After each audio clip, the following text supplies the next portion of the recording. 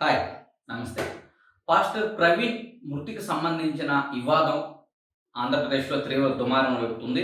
నిజానికి ఈ ప్రవీణ్ సంఘటన అనేది మతం రంగు పులుముకొని అది తీవ్ర స్థాయికి వెళ్ళిందని తెలుస్తుంది. నిజానికి ప్రవీణ్ మృతి వెనక కొన్ని అనుమానాలు ఉన్నాయని క్రైస్తవ సంఘాలు ఆందోళన చేస్తున్నాయి. క్రైస్తవ సంఘాల కంటే ముందు కూడా రాజకీయ నాయకులు రంగప్రవేశం చేశారు. ఎప్పుడైతే రాజకీయ నాయకులు దీంట్లో ఇన్వాల్వ్ అయిపోయి తమ ప్రాబల్యం కోసం మాట్లాడటం మొదలుపెట్టారో ఆటోమేటిక్‌గా క్రైస్తవ సంఘాలు ఇందులోకొచ్చి పెద్ద రాద్ధాంతం అయితే చేస్తున్నాయి. నిజానికి పాస్టర్ ప్రవీణ్ మృతులు కావచ్చు, ఆ సంఘటన జరిగిన ప్రదేశం కావచ్చు, ఆ ఎంటైర్ సీన్‌ని చెక్ చేస్తే దాదాపుగా ఇది ఒక యాక్సిడెంట్ కిందే కనిపిస్తుంది తప్పితే ఇందులో ఎలాంటి అనుమానాలైతే ప్రస్తుతానికి కనిపించడం లేదు. పోలీసులు తెలిపిన వివరాల ప్రకారం కూడా ప్రాథమిక విచారణలో ఇది ఒక యాక్సిడెంట్ కేసుగానే పరిగణిస్తున్నారు. 24వ తేదీ రాత్రి 11 గంటల 34 నిమిషాలకి pastor Praveen Kovur toll plaza దాటుతున్నట్టు సీసీ కెమెరాలో రికార్డ్ అయింది. రాత్రి 11 గంటల 42 నిమిషాలకు వేరే పెట్రోల్ బంక్‌లో సీసీ కెమెరాని పరిశీలిస్తే అతని బైక్‌ని సుమారు 4-5 వాహనాలు క్రాస్ చేశాయి. వాటిలో కేవలం ఒక కారు మాత్రమే అనుమానాస్పదంగా కనిపించింది. అంటే అనుమానాస్పదం అంటే ఆ కారు వచ్చి యాక్సిడెంట్ చేయొచ్చు. లేకపోతే అనుకోకుండా ఏమైనా జరుగుండొచ్చు అనుమానాలు మాత్రం ఒక కారు మీద కనిపిస్తుంది. దానికి సంబంధించిన విచారణ కూడా పోలీసులు మొదలుపెట్టారు. అదేవిధంగా పాస్టర్ ప్రవీణ్ టోల్ ప్లాజా దాటినప్పుడు సీసీ కెమెరాలు గమనిస్తే అతని వెహికల్‌కి హెడ్ లైట్ లేదు. సైడ్ లైట్ ఆన్ చేసుకొని ఆ వెలుతురులో అతను ప్రయాణం చేస్తున్నాడు. దాన్ని బట్టి గమనిస్తే ప్రమాదవశాత్తు ఈ సంఘటన జరిగిందని కూడా అనిపిస్తుంది. దీనిపై కొందరు క్రైస్తవ సోదరులు మాట్లాడుతూ పాస్టర్ ప్రవీణ్ గారిని ఎక్కడో చంపేసి తీసుకొచ్చి ఇక్కడ పడేశారు.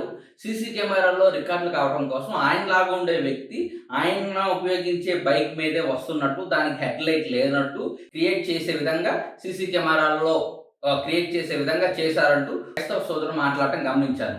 ఇది చాలా హాస్యాస్పదంగా అయితే అనిపిస్తుంది. అందులో నమ్మదగిన సాక్ష్యాలు అయితే లేవు. కాకపోతే వాస్తవాలు, అవాస్తవాలను పక్కన పెడితే ఈ వివాదం రాజకీయంగా ఉపయోగించుకోవడానికి అటు వైసీపీకి కావచ్చు, మిగిలిన వాళ్ళకి కావచ్చు బాగా ఉపయోగపడుతుంది. దాన్ని తీసుకొని రాద్ధాంతం చేస్తున్నారు. వాస్తవానికి మతపరమైన సంఘర్షణలు అనేవి తెలంగాణ రాష్ట్రంలో ఎక్కువ ఉంటాయి. ఆంధ్రప్రదేశ్‌కి వచ్చేసరికి కులపరమైన సమీకరణాలు, కులపరమైన ఘర్షణలు ఉంటాయి గానీ, మతపరమైన ఘర్షణలు అనేది ఎప్పుడు లేవు. ఇప్పుడు కొందరికి ఈ పాస్టర్ ప్రవీణ్ అయితే దొరికింది. దాన్ని ఉపయోగించుకొని మతం రంగు దానికి పులిమి మత రాజకీయం చేయడానికి ముందుకొచ్చారు. దీనిపై అందరికంటే మొదటగా నారా లోకేష్ గారు స్పందిస్తూ ఈ ప్రమాదం జరగడం దురదృష్టకరం. దీనిపై ఏమైనా అనుమానాలు ఉంటే దానికి సంబంధించిన విచారణ పారదర్శకంగా చేస్తామన్నట్టు ఆయన దాని గురించి మాట్లాడారు. ఆయన మాట్లాడిన ఒక 2 అవర్స్‌కి వైసీపీ సోషల్ మీడియా రంగంలోకి దిగి దీని వెనక చాలా అనుమానాలు ఉన్నాయి. దీనిపై కూటమి సర్కార్ ఎలాంటి స్పందన చేయటం లేదు, ఎలాంటి సమాధానం చెప్పడం లేదంటూ ఒక పోస్ట్ రిలీజ్ చేసింది. కానీ దానికంటే 2 అవర్స్ ముందు లోకేష్ గారు దీనిపై వివరణ ఇచ్చారు. కానీ అవేమి వైసీపీ వాళ్ళకి కావచ్చు, ఈ ఘటనని ఆధారంగా చేసుకొని రాజకీయం చేద్దాం అనుకునే వాళ్ళకి మాత్రం లోకేష్ గారి కామెంట్స్ కావచ్చు, ఆయన మాటలు గాని వినపడవు. దీంట్లో మొదటగా జీవి హర్ష్ కుమార్ గారు వచ్చారు. ఆయన చాలా ఫేడ్ అవుట్ అయిపోయిన నాయకుడు.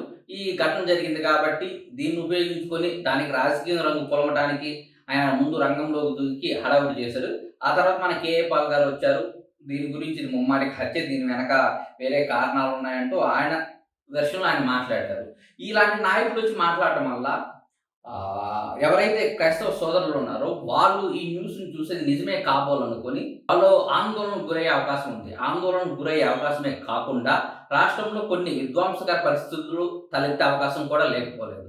కాబట్టి బాధ్యతావంతంగా ఉన్నటువంటి నేతలు కావచ్చు, నాయకులు కావచ్చు, ఇలాంటి సున్నితమైన విషయాల మీద నిజాలు తెలుసుకొని మాట్లాడాలి గానీ, నోటికి వచ్చినట్టు మాట్లాడటం, అప్పటికి పబ్బం గడుపుకోవాలన్న ఉద్దేశంతో పిచ్చి పిచ్చి కామెంట్లు చేసి ప్రశాంతంగా ఉన్నటువంటి రాష్ట్రాన్ని అల్లకల్లోలం చేయాలనుకోవడం మాత్రం కరెక్ట్ కాదు. నిజానికి పాస్టర్ ప్రవీణ్ చనిపోవడం అందరికి బాధాకరమైన విషయము. దీని వెనక ఏమైనా కుట్ర కోణాలుంటే ఖచ్చితంగా పోలీసులు దాన్ని ఎంక్వైరీ చేస్తారు, బయటకు తీస్తారు. అందులో ఎలాంటి సందేహం లేదు.